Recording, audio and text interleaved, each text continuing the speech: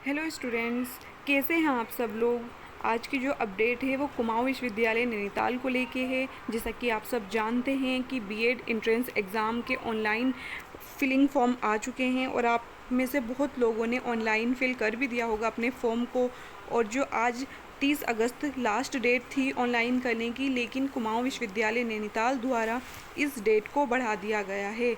जी हाँ, अब आप बीएड के एंट्रेंस एग्ज़ाम को लेके आप 7 सितंबर तक ऑनलाइन कर सकते हैं। 7 सितंबर 2025 तक ये डेट जो है वो बढ़ा दी गई है।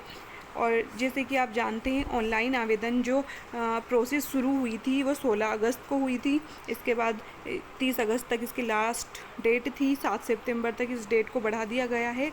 और जो फ़ी जमा करने की आपकी लास्ट डेट है वो 8 सितंबर है, लेकिन आप 7 सितंबर तक ही फिलिंग कर देना फॉर्म को अपने, क्योंकि लास्ट डेट जो होता है, लास्ट दिन जो होता है, उसमें बहुत ज़्यादा सर्वर जो होता है वो डाउन चलता है।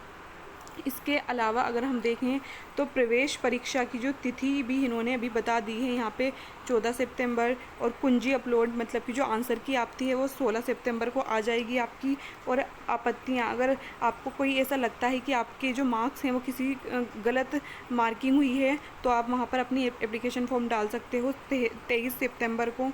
प्रत्याशित परिणाम घोषणा की तिथि, रिज़ल्ट आने की जो प्रत्याशित तिथि है, इसमें चेंज भी हो सकता है, 26 सितंबर है। और जो काउंसलिंग, जैसे कि आपकी 3 काउंसलिंग होती हैं, first counselling, second counselling, third counselling, तो ये जो डेट है ये 27 सितंबर तक आपकी फ़र्स्ट काउंसलिंग भी हो जाएगी।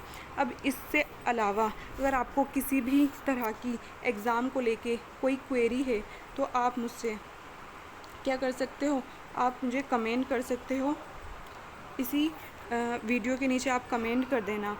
और अगर देखा जाए कि एग्ज़ाम पेपर जो आता है, एग्ज़ाम पेपर बहुत ज़्यादा टफ़ भी नहीं आता, बहुत ज़्यादा इजी भी नहीं आता, मॉडरेट लेवल का ये पेपर आता है। अगर आपको ज़्यादा से ज़्यादा मार्क्स गेन करने हैं और आपकी कोई प्रिपरेशन भी नहीं है, तो आप इतने टाइम में तो कुछ इतना ज़्यादा पढ़ नहीं लोगे। तो आपको क्या करना है, एक तो अपनी हिंदी पे थोड़ा ध्यान दे लेना, और एक सीडीपी से ज़्यादा क्वेश्चन आते हैं, हिंदी से ज़्यादा आते हैं। बाकी जो जीएस वाला आपका पोर्शन होता है, वो तो अगर आप 1 साल से 2 साल से प्रिपरेशन कर रही हैं तो ठीक है, 1-2 महीने में पढ़ के कोई वो नहीं है कि उसी में से आ जाए। तो जहाँ से आ सकता है ज़्यादा से ज़्यादा आप उस पर फोकस करना, उस पर कंसंट्रेट करना।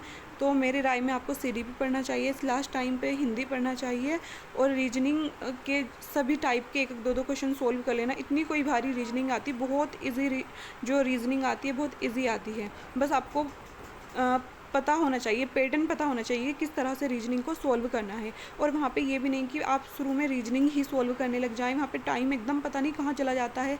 तो पहले आप हिंदी का और सीडीपी भी थोड़ा ज़्यादा टाइम लगता है, तो पहले आपको जीएस वाला पोर्शन कर लेना अपना, जो भी तुम्हारा सब्जेक्ट कंसर्न से रिलेटेड होगा, और फिर उसके बाद हिंदी वगैरह कर लेना। और जो टाइम टेकिंग सब्जेक्ट हैं उनको थोड़ा बाद में करना, उसके बाद कर लेना आप सीडीपी वगैरह। सीडीपी में थोड़ा सोचना पड़ता है, सारे क्वेश्चन वहाँ पे सारे आंसर आपको ठीक लगेंगे, लेकिन आपको सबसे बेस्ट अपना चूज़ करना होता है सीडीपी में। तो सीडीपी वाला कर लेना, और सबसे लास्ट में रीजनिंग कर लेना।